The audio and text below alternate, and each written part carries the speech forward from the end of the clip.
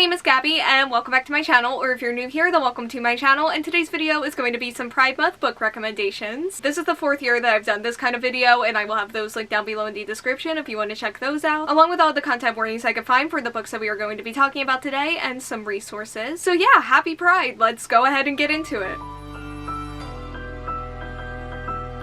And we are going to start with A Snake Falls to Earth by Darcy Littlebadger. And this follows one of our main characters, Nina, who has always felt and believed that there is something more out there. And then this also follows our other main character, Ollie, who has been cast from his home of spirits and monsters and has since found a new place to call home at the banks of the bottomless lake. These two have no idea that the other exists until their worlds collide in a way that they haven't for centuries when a catastrophe befalls the earth. I don't think that I've ever read anything like this book, and that felt so refreshing and cool. I loved all of the characters and the found family elements and just all the family dynamics all around and the friendships. There is a lot of heart here and all of the characters felt super lovable. And I really enjoyed following their story here. I was fully immersed in it and just having an amazing time for the entire book. I also really loved the structure of the book and the adventure and just getting to explore with the characters. We do get like 2 separate stories for a while and I really loved that, but I also really loved when everything came together and the characters crossed over and interacted with each other. There were so many good moments. Like, I love this so much. Next up, we have All Boys Aren't Blue by George M. Johnson. This is a memoir. It tells of the author's life and the exploration of identity and sexuality as a black person, and it is a really hard-hitting memoir, and it dives into some really dark topics. There are a lot of heartbreaking moments in this, to say the least, but there's also a lot of love and a lot of joy amongst it all. The author also narrates the audiobook as well. It's a pretty short listen, and it was more than worth that listen for me. Next up, we have A Song for You and I by Kay O'Neill, and this is a middle grade graphic novel that follows our main character who is striving to be a ranger and protect their village alongside of their flying horse. But when their eagerness gets their horse injured, they are assigned to a slower expedition alongside of a sheep herder. And it's this sheep herder's own struggles and endless support that brings them new possibility. This was so sweet and so cozy and just everything that I could have ever wanted from it. I feel like I could read a million sequels to this and I low-key kind of want to. Like, I wish that was real because I just want more of this world and of the characters and just of their cozy adventures together, because it was in fact super cozy and relaxing, especially combined with the art style and all of the fantasy. And the relationship between our 2 main characters was so cute and so wholesome, and there was just so much lovely character exploration and self-discovery. It made both my inner child and also present day me incredibly happy. Next up, we have a manga series, and that is Boys Run the Riot by Keito Gaku. And this follows our main character who knows that he is transgender, but he doesn't have anyone that he can tell, and the only times where he feels at ease are when he's wearing his favorite clothes. While out shopping one day, he runs into the new kid in his class who everyone thinks is just another bully based on his appearance. Our main character didn't expect to see him there and is surprised to find out that they have the same taste in fashion. And together they start a journey that may finally give our main character a way that he can express himself to the world. I've only read 2 volumes of this so far, but honestly, that's not that far behind. At least at this point in time, it's not. And this is also a series that I fell in love with almost immediately. Like, by the end of the first chapter, they had me. There were some really incredible and beautiful moments of friendships in here, and also just like going after your goals. It's one of those series that feels inspiring from a creative standpoint and also just makes it so easy to root for the characters and just like cheer them on as they go about things here and live their lives and doing what they want despite of and in spite of some of the really hateful and judgmental people around them. I'm really curious to see where this story is going to go from here. Volume 2 certainly left off on a more serious note, so we'll see. And next up is Desecrated Poppies by Yaffa. This is a poetry and essay collection that was written in anticipation of the 2024 elections. It dives into the intersections of anti-trans and anti-Palestinian politics and how they all intertwine and use to advance fascism. And there's a focus on cultural work and the importance of prioritizing the most marginalized in order to combat it. I read this as an ebook and there were just so many lines and overall poems in here that I highlighted, and that just really hit me to the point where I had to like stop reading and just sit with what I had just read. The essays also really resonated because I read this post the 2024 presidential election. They had some really good reminders and also some good specifics that were good to be exposed to. And this author's other poetry collection, Blood Orange, was in this video last year, but I highly recommend both of them. There hasn't been a ton of poetry in my reading life recently, but what I have read only makes me want to read more, and this author and these 2 collections are a huge part of that. Next up, we have Lakelore by Anna Marie McLemore. And this follows one of our main characters who wants to protect the secret world under the lake that has become become a safe space for them. But when our other main character finds their way into that space, everything begins to change. I listened to this audiobook all in one day, which is a very rare occurrence for me, no matter how short that audiobook may be. And it's partly because this is just what I had on while I was doing something else, but I was also just really enjoying it. I never felt like I needed to stop or take a break from it. I really loved both of our main characters here. They stole my heart, and I loved their relationship with one another as well. There were some really amazing and beautiful moments. I loved all of the queer YA coming of age themes, and there were also some really beautiful descriptions of water and magic, and I do wish this book just like dove into that part of it a little bit more, because the magical realism aspect isn't really addressed at all, and I'm still surprised that it wasn't. But otherwise, I have a lot of love for this one for sure. Next up, we have Màgòdiz by Gabe Calderón, and this takes place in a world with only a small surviving human population after a war that nobody remembers. 6 people collide in this world and discover who is their family and who is their enemy, while navigating love and friendship and reclaiming the sacredness of the gifts that they carry. This was a very beautiful story about found family and love, and I loved reading about all of the characters and their journeys here. And like the description says, I loved getting to hear them reclaim the sacredness of the gifts that they carry and just what they've lost and what the world has tried to take away from them, and just their resilience overall. Like, the characters and the relationships in here were such a standout for me. But there is also what ended up being a really interesting dystopian apocalyptic setting that came together really well for me by the end of the book. Next up, we have Make Room for Love by Darcy Liao, and this follows our main characters Mira and Isabel after Isabel offers Mira a place to stay after saving her from her ex-boyfriend. She tries to keep Mira at a distance at first as she has been wounded by grief, but the two of them grow closer when Isabel teaches Mira how she can win her union election. This was very domestic, it was very slice of life, and it was a really relaxing read in that sense. I also feel like this book gave me a lot of opportunities to ship these two and root for them, and I ended up getting pretty invested in the getting together portion of their relationship. There are also character deep dives when it comes to their trauma and to their grief, and there's commentary about worrying about letting others down, and I really appreciated all of that as well. These two, they don't always communicate the best, things get messy, but they do get there. And I did ultimately like the way that they discussed things and communicated with each other in this book. This book also has a bonus epilogue that I read right after finishing this, and I just really enjoyed both of them overall. Next, we have The Do's and Donuts of Love by Adiba Jaigirdar, and this follows our main character who lands a role in a new televised baking competition alongside of her ex-girlfriend. And her dream come true quickly turns even more complicated, however, when she becomes fast friends and maybe even something more with one of the other contestants. This was just as adorable, fun, and cheesy as the cover and the description promised me. And it's a read that does have its more serious moments and topics as well, such as racism and implicit bias, specifically while being on reality television. And on that note, I thought the reality television portion of this book was just really interesting as a whole, especially because I myself watch a lot of reality competition shows. The romance in this also didn't go the way that I thought that it would, but I ended up preferring what this book did. Like, I had a great time with this, even if I do still love like Honey and Ishu's Guide to Fake Dating by this author more than this one, which again was in a previous version of this video, but I still highly recommend it. How could I not? Next, we have The Skin and Its Girl by Cypher, and this follows a queer Palestinian-American woman who was born stillborn, turning her skin permanently blue. Years later, she visits her aunt's gravestone with a difficult decision to make between staying in the only country that she has ever known or follow the woman that she loves and her heart. And she ends up finding her answer in her aunt's notebooks that detail her complex life and struggles with her own sexuality. There were so many points in this story where I was just 100% fully immersed and invested and interested in everything this had going on. And I think this book does a really amazing job at letting you get to know the characters and their dynamics with each other. I specifically really liked our main character here, and there are a mix of beautiful and complex relationships. And while I did have some mixed feelings about this book as a whole, what I really liked about it just stands out so much stronger. And finally, we have We Deserve Monuments by Jazz Hammonds. And this follows our main character who is convinced that her senior year is ruined when she is forced to move from DC to her terminally ill grandmother's hostile home. And no matter how much she tries, her mother and her grandmother refuse to talk about the past that is causing this tension. And as our main character grows closer to her two new friends, the racist opinions and history of the town begin to hint at something insidious underneath. And she has to decide whether digging into it is worth sacrificing the delicate relationships that she has made and come to really care about. It felt so easy to get invested in this and the characters, and like Lakelore, I feel like it really excelled at its queer YA coming of age themes. And I just really loved the relationship that these three girls had with one another. There were some really amazing moments, again, coming of age themes, and also just like teenagers stumbling along and being messy. And that certainly applies to the romance as well, but that also has its own like amount of beautiful joy to it too. And the family relationships were also complex, and that was really interesting. Like, everything about this felt like a good balance of messy, complex, and just sweet overall. This book also had a mystery aspect to it as well, with like a few different storylines. There were some really heartbreaking and infuriating moments, especially when it comes to the racist history and also modern day of the town. And also, like Lakelore, there was something that got revealed in this book that I still cannot believe was not addressed further. But otherwise, I do really appreciate what this book did and explored overall. Okay, so that is all that I have for today's video. Thank you all so much for watching. Like, comment, subscribe, hit the bell, and answer the question that'll be around here